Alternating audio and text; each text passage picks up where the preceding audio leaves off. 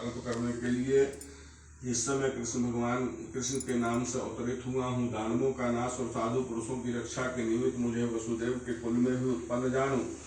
आदि अंत मध्य जिसका नहीं है, ऐसे श्री कृष्ण विष्णु शिव वैकुंठ सूर्य चंद्र सर्वत्र व्याप्त ईश्वर मुझी को जानो। हे युधिष्ठिर, नहीं है उत्तम ऐसा जिससे ऐसा विश्वरूप जो योगी लोगों से ध्यान किया गया, वह संपूर्ण रूप वाले अनंत हम ही हैं, जिससे 14 इंद्र, 8 वसु, 12 सूर्य, 11 रुद्र, 7 ऋषि, 7 समुद्र तथा वृक्षादि संपूर्ण पर्वत हम ही को जानो। और 27 नक्षत्र, 10 दिशाएं, पृथ्वी, 7 पाताल तथा भूर्भुवादिक 7 स्वर्ग, यह सब हम ही हैं। इस विषय में कुछ भी संदेह न करो। ऐसा वचन सुनकर राजा युधिष्ठिर बोले, हे सर्वव्यापी भगवान, अनंत व्रत का महात्म्य तथा विधि कहिए। अनंत व्रत का अनुष्ठान करने वाले प्राणी को क्या पुण्य क्या फल मिलता है, वह भी कहिए।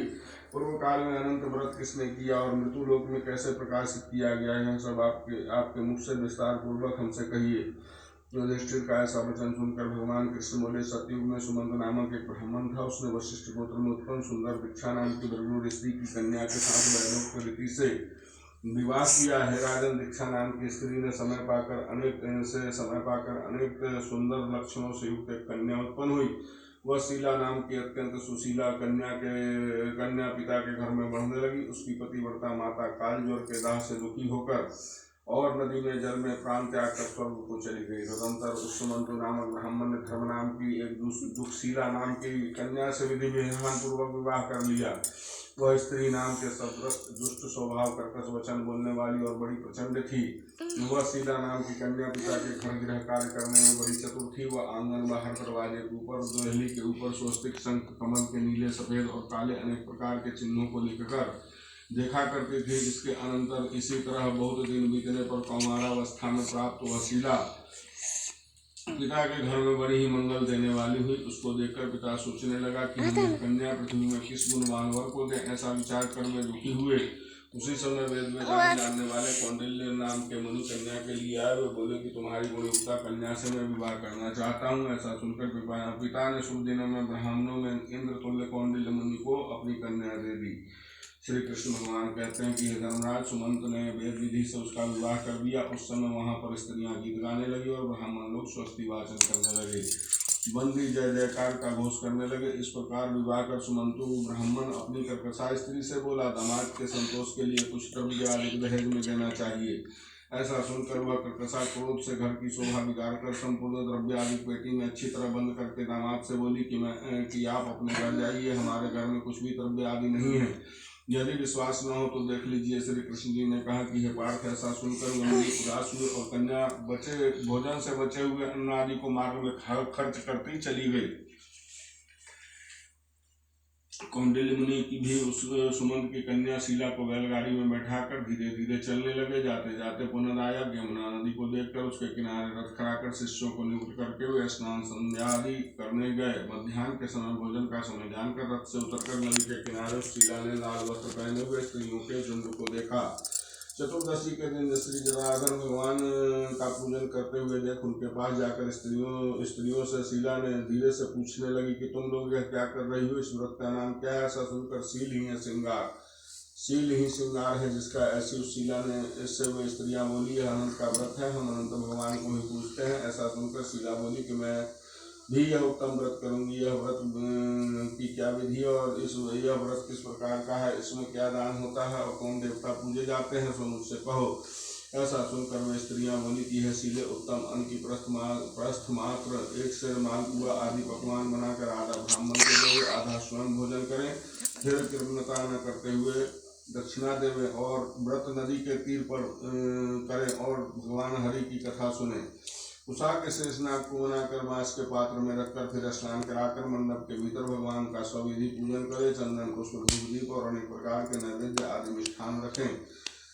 उनके आगे मजबूत सूत का डोरा 14 केसर रंग का 14 गांठ देकर बाएं हाथ में बांधे। प्रथम यह स्मरण रहे कि हे वासुदेव, नहीं है अंत जिसका, ऐसे संसार रूपी महासागर में डूबे हुए मेरी अच्छी तरह उद्धार करो और अपने अनंत रूप में लीन करो। हे सूत्र रूपी अनंत भगवान, आपको बारंबार नमस्कार है। ऐसा स्मरण कर सूत्र रूपी अनंत भगवान को बाएं हाथ में बांधकर स्वस्थ चित्त हो भोजन करें और संसार रूपी अनंत नारायण भगवान का ध्यान तथा भोजन कर अपने घर जाएं। हे भद्रे, यह व्रत तुमसे कहा। भगवान कृष्ण युधिष्ठिर से बोले, हे राजेंद्र, प्रसन्न चित्त से ऐसा व्रत विधान सुनकर वह शीला भी सुंदर जलों को हाथ में बांधकर व्रत करने लगी, जैसा 14 गांठ देकर बाएं हाथ में बांधना कहा है वैसा बांधकर अपने भोजन का आधा ब्राह्मण को दे और शिष्ट स्वयं खाकर फिर प्रसन्न हो पति के साथ बैलगाड़ी द्वारा अपने घर को गई। तब से उसका शुभ शकुनों पर विश्वास हो गया और यह अनंत व्रत करने से गोधन या धन धान्य आदि से भरपूर हो गया। वह सोने में ग्रथित माणिक और मोतियों के हारों से भूषित और अतिथि पूजन में सर्वदा व्याकुल रहती थी। सुख से रहकर वह मणियुक्त करधनी तथा मोतियों की मालाओं से अलंकृत घर में पति के साथ उत्तम वस्त्र पहनकर सावित्री के समान शोभित होने लगी। इसी समय पति ने बैठी हुई शीला के हाथ में बंधा हुआ सुंदर डोरा देखा और शीला से बोला कि हे शीले, डोरा क्या तूने मुझे बस में करने के लिए बांधा है? इसका कारण कहो। ऐसा सुनकर वह शीला बोली कि जिसके प्रसाद से संपूर्ण धन धाम संपदा आदि मनुष्य को मिलती है, वही वह अनंत हमने धारण किया है। भगवान श्री कृष्ण ने कहा कि लक्ष्मी के मद में अंधा होकर शीला के ब्राह्मण पति ने शीला के वचन को सुनकर उसकी बात से डोरे को जल्दी से तोड़ा और अनंत कौन है ऐसा कहते हुए पाप कर्म करते हुए मूर्ख ने डोरा को अग्नि की ज्वाला में डाल दिया। उधर शीला व्याकुल होकर हाहाकार करती दौड़ी और उसने डोरे को लेकर दूध में डाल दिया। इस पाप कर्म से उसकी वह लक्ष्मी नष्ट होने लगी। गौ आदि चोर ले गए, घर में आग लग गई, सब धन नष्ट हो गया। जो जिस तरह से धन आया था उसी तरह फिर चला गया। इसी तरह कुटुंब में कलह भी होने लगा, भाइयों में लड़ाई होने लगी। अनंत को फेंकने के पाप से घर में दरिद्रता घुस आई। भगवान कृष्ण ने कहा कि हे युधिष्ठिर, उसके साथ संसार में कोई बातचीत नहीं करता था। वह शरीर से अति संतुष्ट हो गया और मन से भी दुखी रहता था। बड़े भारी दुख को पाकर कौंडिल्य मुनि ने अपनी पत्नी शीला से कहा कि हे शीले, एकाएक उत्पन्न इस शोक के कारण मैं दुखी हो गया हूँ और मेरा संपूर्ण धन नष्ट हो गया है और स्वजनों से कलह होता है और मुझसे कोई बात नहीं करता है। शरीर में नित्य ज्वर आदि ताप रहते हैं, चित्त में बड़ा ही खेद होता है। इसका क्या कारण है तुम जानती हो तो कहो, क्या उपाय है जिससे मेरा भाग्य अच्छा हो? ऐसा सुनकर शीलिया आभूषण जिसका ऐसे सुंदर स्वभाव वाली शीलापति से बोली कि अनंत के फेंकने के पाप कर्म से यह सब हुआ है। हे महाभाग, उसके लिए उपाय करें, तब फिर सब ठीक हो जाएगा। ऐसा उसके